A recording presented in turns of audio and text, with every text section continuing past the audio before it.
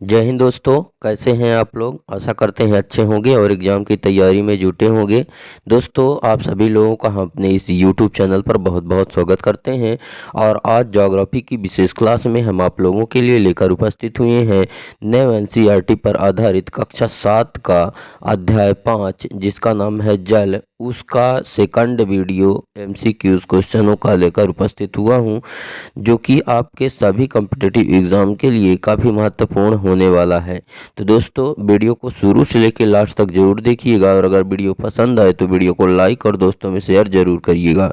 तो चलिए दोस्तों, बिना किसी देरी के वीडियो को स्टार्ट करते हैं और देखते हैं अपना पहला प्रश्न। शीत जल धारा कौन सी है। ठीक है, इसमें हमें ऑप्शन है लेब्राडोर महासागरीय धारा, ठीक है, और गल्फ स्ट्रीम की जलधारा, हमबोल्ट की धारा, वेनेजुएला की धारा। ठीक है, तो इसका जो ये ए नंबर वाला ऑप्शन है ये सही हो जाता है। ठीक है, मतलब शीत जलधारा कौन सी है, लेब्राडोर की महासागरीय धारा। ठीक है, यह उत्तरी अटलांटिक महासागर में है, जो आर्कटिक महासागर से दक्षिण में लेब्राडोर के तट के साथ बहती है और न्यूफाउंडलैंड के आसपास से गुजरे हुए नोवा स्कोटिया के पास कनाडा के पूर्वी तट के दक्षिण तक जाती है। ठीक है, उसके बाद हमारा अगला क्वेश्चन है, क्वेश्चन नंबर जो 2 है वो इस प्रकार से है कि जिस स्थान पर गर्म व शीत जल धाराएं मिलती हैं वह स्थान किसके लिए सबसे अच्छा माना जाता है। ठीक है, हमें ऑप्शन है मत्स्य पालन यानी कि मछली पकड़ने के लिए, केकड़े पकड़ने के लिए, व्हेल पकड़ने के लिए, इनमें से कोई भी नहीं। ठीक है, तो इसका कौन सा वाला ऑप्शन सही होगा, तो इसका जो है तो मछली पकड़ने के लिए, मतलब ए नंबर वाला ऑप्शन इसका सही हो जाता है। ठीक है, मतलब जहाँ ठंड व गर्म दोनों ही धाराएं मिलती हैं वह स्थान मछली पकड़ने के लिए अच्छा माना जाता है। ठीक है दोस्तों, जिस स्थान पर गर्म और ठंडी जल धाराएं होती हैं वह स्थान विश्व में सबसे ज़्यादा मछली पकड़ने के लिए अच्छा क्षेत्र माना जाता है, मछली पालने के लिए अच्छा क्षेत्र माना जाता है।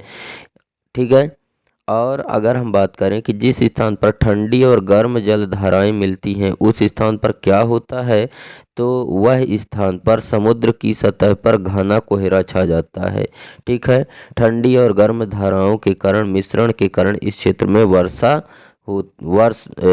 होती है। ठीक है, उसके बाद हमारा अगला क्वेश्चन है, क्वेश्चन नंबर 3 की सामान्यतः कहाँ पर गर्म धाराएं उत्पन्न होती हैं।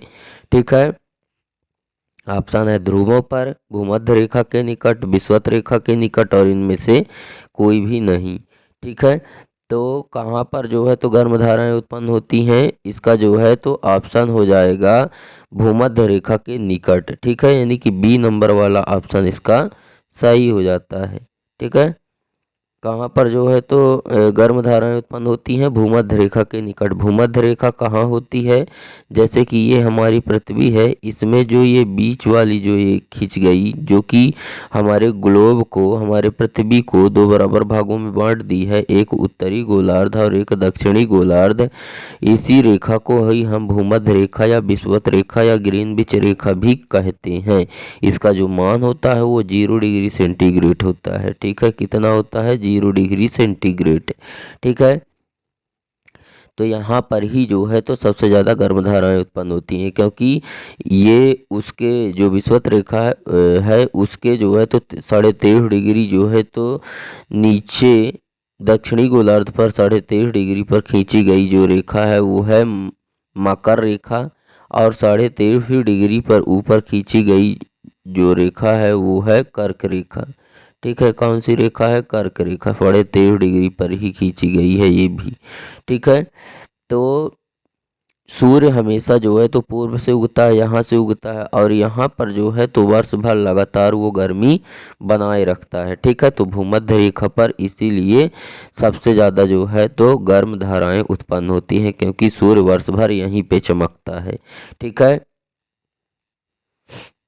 उसके बाद हमारा अगला क्वेश्चन है, क्वेश्चन नंबर जो 4 है वो इस प्रकार से है कि वह प्रक्रम जिस पर जो है लगातार अपने स्वरूप को बदलता रहता है, कौन, जल। और महासागर वायुमंडल एवं स्थल के बीच चक्कर लगाता है। ठीक है, तो क्या कहलाता है? ठीक है, जहाँ पे जल लगातार अपना स्वरूप को बदलता रहता है और महासागर व वायुमंडल तथा स्थल के बीच में चक्कर लगाता है, तो क्या कहलाता है? ऑप्शन है जल चक्र, ज्वार भाटा, महासागरीय धाराएं और इनमें से कोई भी नहीं। ठीक है, तो क्या कहलाता है? वो जल चक्र कहलाता है। ठीक है, क्योंकि वो जल जो है तो कहाँ तक चक्कर लगाता है? महासागर में, महासागर से वायुमंडल में और वायुमंडल से स्थल में आता है। ठीक है, क्या होता है कि जल जो ये महासागर में भरा हुआ है, यही जल जो है तो इस तरीके से जो है तो उड़कर कहाँ जाता है?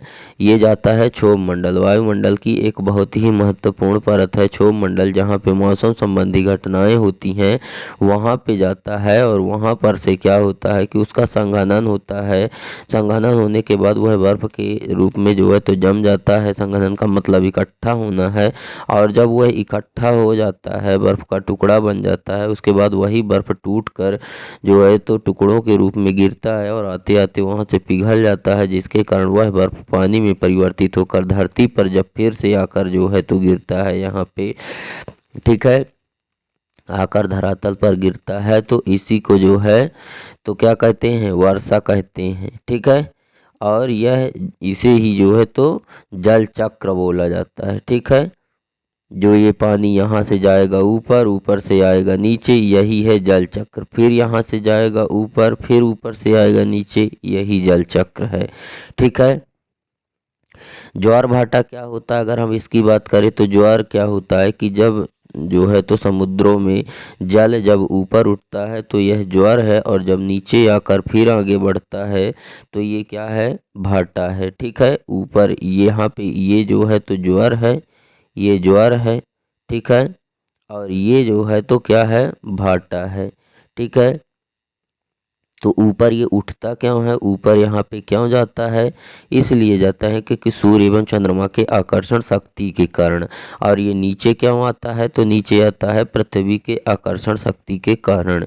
ठीक है, उसके बाद हमारा अगला क्वेश्चन है कि लवणीय जल में किसकी मात्रा अधिक होती है? ठीक है, इसमें ऑप्शन है जैसे सोडियम क्लोराइड, सोडियम बाइकार्बोनेट और साधारण नमक, उपरोक्त सभी। ठीक है, तो सोडियम क्लोराइड इसका जो है तो आंसर सही हो जाता है ए नंबर वाला। ठीक है, लवणीय जल, लवणीय जल क्या होता है? मतलब जो है तो खारा जल। ठीक है, लवणीय का मतलब होता है खारा जल में सबसे ज़्यादा मात्रा सोडियम क्लोराइड की होती है। ठीक है, और यह जो है तो सबसे ज़्यादा कहाँ पे पाया जाता है? महासागर में पाया जाता है। लवणीय जल कहाँ होता है? महासागर में होता है। उसके बाद हमारा अगला क्वेश्चन है, क्वेश्चन नंबर 6 जो है कि गर्म महासागरीय धाराएं कब उत्पन्न होती हैं? ठीक है, कहाँ पर उत्पन्न? जैसे कि ध्रुवों के निकट होने पर जब उत्पन्न होगी। ठीक है, ऑप्शन है दूसरा है भूमध्य रेखा के निकट होने पर, का और खा दोनों और इनमें से कोई भी नहीं। ठीक है, तो इसका ऑप्शन हो जाता है का और खा दोनों। ठीक है, कौन सा वाला ऑप्शन इसका जो है तो सी नंबर वाला ऑप्शन सही हो जाता है, का और खा दोनों। ठीक है, गर्म महासागरीय धाराएं कब उत्पन्न होती हैं? ध्रुवों के जब निकट होती हैं। ध्रुव क्या कहलाता है दोस्तों? जैसे कहने का मतलब यह हमारी पृथ्वी है। ठीक है, तो जो ये उत्तर वाला भाग होता है, ठीक है, इसे जो है तो ध्रुव कहते हैं। ठीक है, और इधर ये ध्रुव है। ठीक है, दक्षिण वाला, ये दोनों जो है तो ध्रुव वाले एरिया हैं ये भी। ठीक है, उत्तरी ध्रुव और दक्षिणी ध्रुव यही है। ठीक है, ये उत्तरी ध्रुव है और ये जो है तो दक्षिणी ध्रुव है। ठीक है, ये उत्तरी ध्रुव और ये दक्षिणी ध्रुव। ठीक है, यहाँ पर, ठीक है, यहाँ के जब जो है तो पास होती है धाराएं, गर्म धाराएं जब यहाँ पास होती हैं और यहाँ पास होती हैं। ठीक है, यहाँ और यहाँ होती हैं जब गर्म धाराएं, तब जो है तो क्या होती है? जो है तो ध्रुवों के निकट होने पर जो है तो गर्म धाराएं उत्पन्न होती हैं, और भूमध्य रेखा के निकट है, मतलब जो है तो यहाँ होगी तब उत्पन्न होगी और यहाँ होगी तब उत्पन्न होगी। या कि फिर जो है तो भूमध्य रेखा के निकट, ये भूमध्य रेखा है। ठीक है, इसके पास मतलब यहाँ वहाँ जो है, क्योंकि जो है तो ये वाली जो है तो कर्क रेखा है और ये वाली मकर रेखा है। तो कर्क रेखा और मकर रेखा दोनों के बीच में जो है तो गर्म धाराएं उत्पन्न होती हैं, ठीक है, या कि फिर ध्रुवों पर उत्पन्न होती हैं, ठीक है। उसके बाद हमारा अगला जो क्वेश्चन है, क्वेश्चन नंबर जो 7 है, वो है दिन में 2 बार नियम से महासागरीय जल का उठना और गिरना क्या कहलाता है। ठीक है, वो जो है तो जल ऊपर उठता है, फिर नीचे गिरता है, फिर ऊपर उठता है, फिर नीचे गिरता है 2 बार, ठीक है, नियम से। ठीक है, तो जो ये ऊपर उठता है ये क्या कहलाता है, ज्वार, और जो ये नीचे गिरता है ये क्या कहलाता है, ये कहलाता है भाटा। ठीक है, मतलब जो है तो जल को जो है तो ऊपर उठना क्या कहलाता है, ज्वार, और नीचे गिरना और नीचे गिरकर आगे बढ़ना भाटा कहलाता है।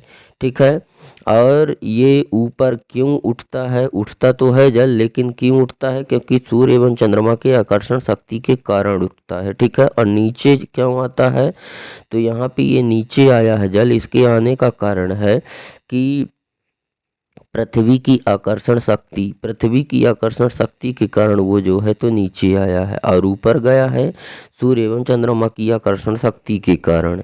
ठीक है, सूर्य, चंद्रमा एवं पृथ्वी पूर्णिमा की रात्रि को जो है तो क्या होते हैं, एक सीध में होते हैं, और उस दिन बहुत बड़ा क्या आता है, सुनामी आता है, सबसे बड़ा ज्वार उसी दिन आता है। ठीक है, उसके बाद हमारा अगला क्वेश्चन है जो है तो पृथ्वी का कितने प्रतिशत भाग जल से ढका है। ठीक है, जैसे 1/4 है, 2/4, 3/4 और 4/4। ठीक है, तो कितना है, 3/4। ठीक है, 3/4 भाग जो है इसका सी नंबर वाला ऑप्शन सही हो जाता है। 3/4 भाग जो है तो जल से ढका हुआ है। ठीक है, यानी कि जो है तो 71% अगर हम बात करें तो जल से ढका है, और 29% भाग जो है स्थल है। ठीक है, जल भाग कितना है, ये जल भाग है 71% और 29% स्थल भाग है। ठीक है, उसके बाद हमारा अगला क्वेश्चन है इक्वाडोर विपरीत धाराएं विषुवत रेखा के किस तरफ चलती हैं। ठीक है, किस तरफ चलती हैं, इसमें ऑप्शन है जैसे कि विषुवत रेखा के विपरीत, भूमध्य रेखा के ऊपर, भूमध्य रेखा के अनुकूल, भूमध्य रेखा के साथ साथ। ठीक है, तो कहाँ चलती हैं, तो विषुवत रेखी के विपरीत। ठीक है, विषुवतीय के विपरीत, जो ये विषुवत है, ठीक है, इसके विपरीत चलती हैं इक्वाडोर विपरीत धाराएं। ठीक है, विषुवत रेखा के विपरीत चलती हैं, जैसे कहने का मतलब कि ये हमारी विषुवत रेखा है, ठीक है, जो कि पश्चिम से पूर्व की ओर खींची गई है। ठीक है, जिसका मान 0 डिग्री सेंटीग्रेड होता है, इसके विपरीत ये इधर से इधर जाती है, और वो जो है तो इधर से इधर आती है। ठीक है, इसके विपरीत चलती है ये। ठीक है, विपरीत चलती है। ठीक है, उसके बाद जो है तो अगला है ज्वालामुखी के आने पर सबसे ज़्यादा नुकसान किस जगह पर होता है। जब ज्वालामुखी आता है तो सबसे ज़्यादा नुकसान किस जगह पर होता है। ठीक है, ऑप्शन है ज्वालामुखी केंद्र, किनारे पर, कुछ दूरी पर, उपरोक्त सभी। ठीक है, तो इसका कौन सा वाला ऑप्शन सही हो जाएगा, उसका हो जाएगा ज्वालामुखी केंद्र। केंद्र क्या होता है, जहाँ पर ज्वालामुखी, जैसे कि कहने का मतलब कि ये हमारी भूपर्पटी है। ठीक है, तो ये हमारा यहाँ से ज्वालामुखी निकला है और ये पृथ्वी के ऊपर आकर इस प्रकार से छिटक गया है। ठीक है, तो ये जो है तो केंद्र है, ये जो है तो केंद्र है। ठीक है, और इसे जो है तो अधिकेंद्र कहते हैं, अधिकेंद्र, जहाँ जाकर वो निकला है। ठीक है, पृथ्वी के ऊपर जहाँ पे निकला है उसे अधिकेंद्र कहते हैं। क्या कहते हैं, अधिकेंद्र। और जहाँ से वो फूटा है, फूट करके ऊपर गया है, उसे क्या कहते हैं, उसे कहते हैं केंद्र। ठीक है, तो इस प्रकार से इसका ये ए नंबर वाला ऑप्शन सही हो जाता है। तो दोस्तों उम्मीद करते हैं कि आपको हमारा यह वीडियो पसंद आया होगा। वीडियो अगर पसंद आया तो वीडियो को लाइक करें, दोस्तों में शेयर करें। अगर आप हमारे चैनल पर नए हैं तो चैनल को सब्सक्राइब करें एंड बेल आइकन भी प्रेस करें, ताकि हमारी नई नई वीडियो की नोटिफिकेशन आप तक सबसे पहले मिले। तो दोस्तों आज के लिए बस इतना ही, मिलते हैं आप सभी लोगों से नेक्स्ट वीडियो में नेक्स्ट टॉपिक के साथ। तब तक के लिए जय हिंद, वंदे मातरम।